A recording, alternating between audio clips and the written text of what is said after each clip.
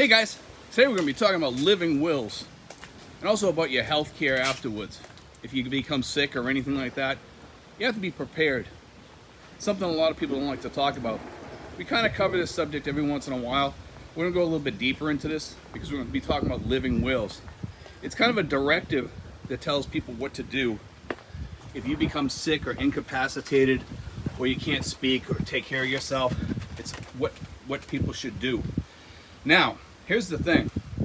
A lot of guys over here, with good reason, because a lot of things have happened over here to people that have become sick, is they get worried about their girlfriend or their wife or whatever not taking care of that stuff or taking off on them and leaving them hanging because they're not, the wife is probably not getting as much money.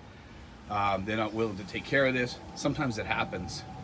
And so it's not like somebody's overly paranoid about this. It's just the truth of the matter that some people do this. I've seen this happen before to people too many times here, to expats, where once the money runs out and the guy needs to be taken care of in a nursing home or some sort of elderly housing here, and they have nursing homes here. They also have elderly style homes here. You have to look and seek them out, okay? Nursing homes here are very cheap. The cheapest ones I've ever seen, and this was a couple of years ago, was $700 a month. That's really, really inexpensive.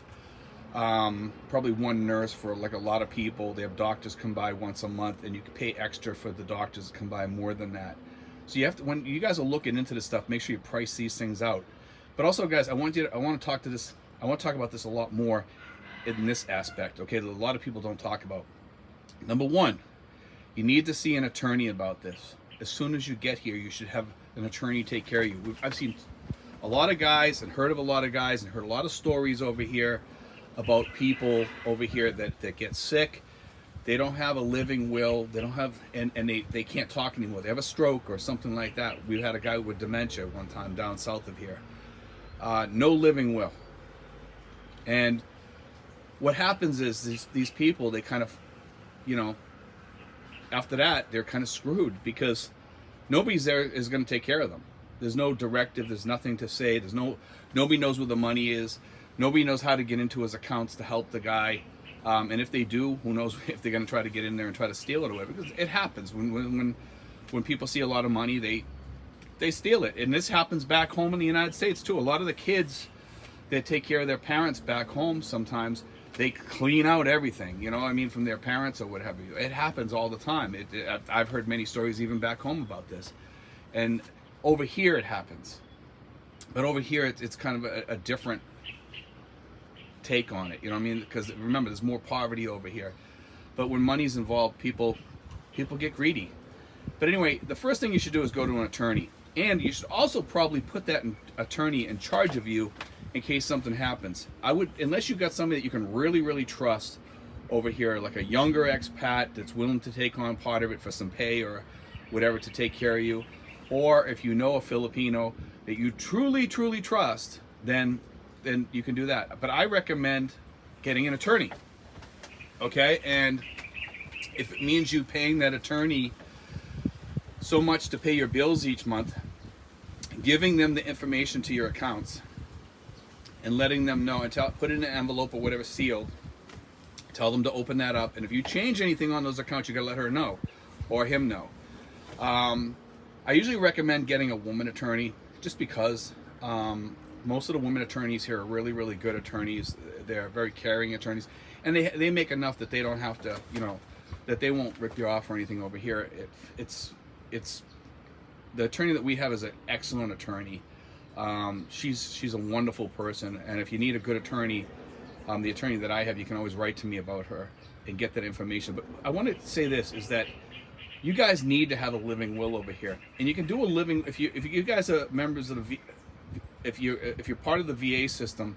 I believe that they'll help you do a living will, or they'll give you the information on a living will, because they've asked me about that several times. Do you have a living will? And I'm not sure if they do or they don't. I'm pretty sure they do. I think they'll give you the documents for a living will, because also it means that that person will take you in up to the VA once a year or whatever for your appointments or whatever, okay? And you need to let whoever's going to take care of you in that living will, or maybe it's going to be more than one. Whoever's going to take care of you needs to know that you need to go up to the VA. Okay. They also need to know if you're collecting Social Security, so they can go up there and take you up there, you know, and check you in at the embassy or whatever, or do something to let them know that you're still alive or whatever that may be. So you guys want to be on top of everything of what you write inside this living will. It's very important that you cover all your bases. And a lot of people, they don't cover their bases. They don't cover anything. They just come over here, get sick, and then all of a sudden they're like, okay, what do I do now? I'm really sick. I'm in the hospital. I can't pay to get out or whatever. You need directives. You need people that's gonna, you know, can get you money. People that can go in and get some of your money out of your bank or transfer it over or whatever. People that can sign for you, possibly a power of attorney, you know, over here, so that they can go into the bank and maybe get some of your money if need be. Take it out from your BDO bank or your Commerce bank or what have you. Or some of you guys may need to go back home. You know, you may need to go back home and check into a VA back home because you're in VA nursing home, and some of those places take a little while to get in. So you have to have these numbers and check with these places.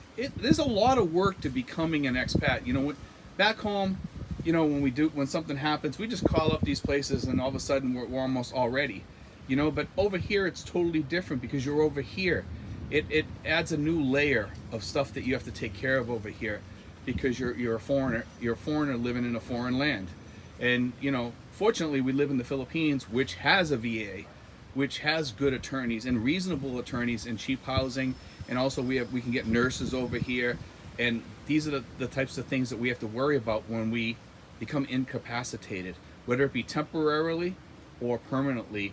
You need to have somebody ready to take care of you over here. I really get concerned about people when I see people over here and they don't write out directives. They don't write out a will to take care of their body. They don't have a living will to take care of this person should they become sick or something like that. Living will is important, okay? We're lucky that we live in an expat community here where we kind of look out for each other. I know my girlfriend would look out for me. I know people would look out for me here. I know that I'm very well cared for here as far as my girlfriend goes. You know, I know that friends would come visit me. I know that my other friends around here, you know, a lot of people would come visit me and probably help me out if I was sick. And I would do the same for them. That's the good part about being in a community here. And I tell people about that too, because I think it's something important that a lot of people overlook when they come to the Philippines, that, you know, they're aging, they don't have a community around them. So God forbid, you know, you're a loner here. Maybe you don't have a girlfriend. Something happens, you get sick, you die. And what happens? They might notify the embassy, they might not. You know, you don't know. Some of these people, they don't know what to do when a foreigner dies, so they just, who knows what's going to happen to your body. I've had people die over here. I know what it's like. I've seen the way the system works over here. If you're not prepped and don't have a will to designate who takes care of the body, all of a sudden people jump in and try to contact your relatives and stuff, and sometimes these people don't even have anything on a card, anything on the phone. I don't know the codes to the phone. You know, like I said, we've had this happen before a long time ago. I've told that story many times on here, and I want you guys to be aware it could happen to you. It could happen to you. And, you know, also you want to have some sort of maybe life insurance. I know a lot of guys say, well, Steve's life insurance is a ripoff. That's the biggest scam there ever was. Well, then leave $10,000 behind if you don't want to, if everything's a scam. You know, we have a lot of paranoid expats over here. Everything's a conspiracy theory and everything's this and that, and, you know, everything's a ripoff and a scam. It's, you know, I understand some things are a necessary evil, and unfortunately insurance, health insurance and all that stuff is a necessary evil over here. You need some sort of care. They have tons of different plans around here. Yes, some are scams. Some are not really that good. They don't pay out that good. You can pay it in advance for things over here. I believe it's called St. Peter's over here. You can pay in advance for your if you die or something like that. But make sure that you talk to your attorney. Make sure you sit down and talk to your attorney. Have your will done, your living will done, and possibly talk to that attorney about taking care of you and what they need. And be sure that they take care of everything, because when you die, they also have to contact the embassy, Social Security Department, deliver a death certificate to Social Security. The VA needs one. You probably, if you have people that are part of your insurance, your life insurance or whatever, they're going to need one so they can prove that you're dead, so they can collect on your life insurance. There's a lot of stuff that goes into this. Also, you want to make sure you leave something behind for your girlfriend, whether it be cash or what have you, so she can carry herself for a while, so that she's not destitute and on the streets immediately the second you get sick after she pays for your funeral. These are the things that a lot of us have to worry about. Anyway, guys, we've talked about this before. I want to touch on this today because of the fact that we haven't touched much on living wills, and we haven't touched much on other stuff. So God bless, guys. Take care. I hope you enjoyed today's show. I know it's kind of a downer subject, but take care, guys. God bless.